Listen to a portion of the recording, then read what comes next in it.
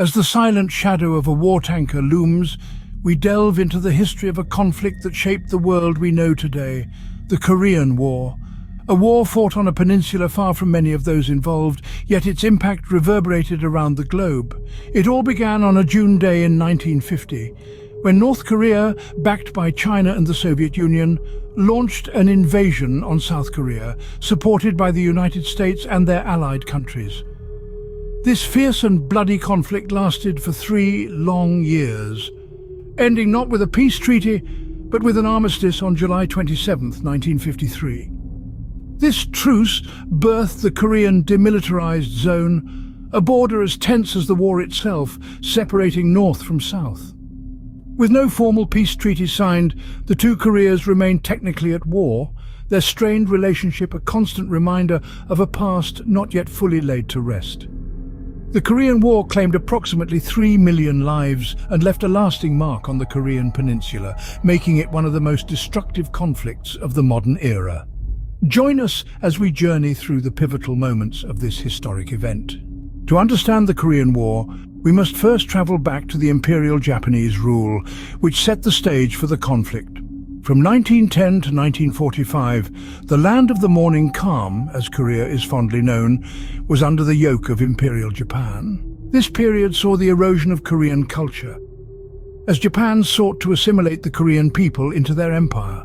But as World War II drew to a close, Japan was defeated, and Korea was suddenly free, yet divided. The division of Korea into 2 separate entities, North and South, was a product of the end of World War II. The North was occupied by the Soviet Union, while the South was under American administration. This division, which was meant to be temporary, hardened into a permanent split as tensions between the two superpowers escalated. Parallel to this, China was embroiled in its own civil war between 1945 and 1949. This conflict between the nationalists and communists had profound implications for the Korean peninsula, as it set the stage for the ideological battle that was to play out there. Meanwhile, in South Korea, between 1948 and 1950, a communist insurgency was brewing. Dissatisfied with the American-backed government, communist guerrillas initiated a series of violent uprisings, adding to the instability in the region. As we enter 1950, the prelude to the Korean War begins. The North, backed by the Soviet Union and China, was well equipped and prepared for a conflict, while the South, despite having the support of the United States, was ill-prepared for the storm that was about to hit. In comparing the forces, the North Korean military was superior in numbers and equipment. They had the advantage of Soviet tanks, artillery and aircraft, while the South Koreans had a smaller, less equipped force reliant on American military aid. With the stage set, the curtain was about to rise on a war that would reverberate across the world. As tensions escalated, the drumbeats of war began to echo across the Korean peninsula. Operation Pokpung marked the start of the conflict, with North Korea launching a full-scale invasion of the South in June 1950. The attack was sudden and fierce, catching the South by surprise and quickly overwhelming their defenses. The international community was quick to react. The United Nations Security Council, with the Soviet Union notably absent from the vote, passed resolutions condemning the invasion and calling for an immediate ceasefire. When these were ignored, the United States joined the fray, rallying to the aid of South Korea. The early months of the war were characterized by a rapid drive south by the North Korean forces. The South Koreans and their American allies were pushed back to a small corner of the peninsula around the port city of Pusan. Yet they held firm, refusing to surrender. The Battle of Incheon in September 1950 marked a turning point in the war. A daring amphibious assault led by General Douglas MacArthur caught the North Koreans off guard, leading to a successful breakout from the Pusan perimeter and a swift advance northwards. The UN forces, now on the offensive, pushed into North Korea. The goal was clear: to unify the peninsula under a single democratic government. But this move triggered China's entry into the war in October, shifting the balance once again.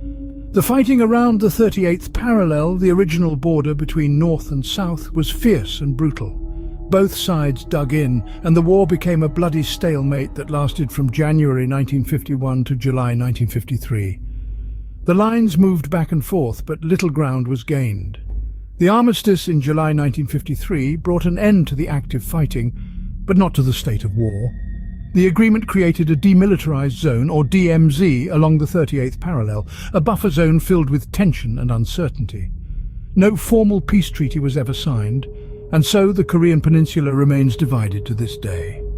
The DMZ stands as a stark reminder of a conflict that shaped the course of history, a conflict that came to a pause, but never truly ended. The Korean War, a bitter conflict that was to shape the course of history, came to a pause, but never truly ended. The war was not only a clash of ideologies, but also revealed the stark realities of war, including casualties, military details, and the unpreparedness of the US. The Korean War was a brutal conflict, one that bore witness to an immense number of casualties. Soldiers from both sides fell, their lives forever etched into the annals of history. But it wasn't just the military that bore the brunt. Civilians, too, were caught in the crossfire, their lives irrevocably altered by a war they didn't ask for. But beyond the casualties, the war also brought to light the intricate details of military involvement. The strategies, the tactics, the maneuvers, all were laid bare. The forces involved were a kaleidoscope of nations, each bringing their own unique approach to the battlefield. Yet, amidst this, the US found itself unprepared. Despite its military prowess, it was caught off guard. The swift and sudden invasion by North Korea, the strength of their forces, the support from their allies, all these factors contributed to a situation that the US was not fully prepared for. The war also saw different forms of warfare being employed. Tanks rumbled across the terrain, their heavy treads leaving deep scars in the earth. The skies were not safe either, with the bombing of North Korea becoming a grim reality. The destruction was vast, the loss immense, and then there were the war crimes. The dark underbelly of any conflict, the Korean War had its share of atrocities. Prisoners of war were subjected to inhumane treatment, their rights as humans forgotten in the face of enemy lines.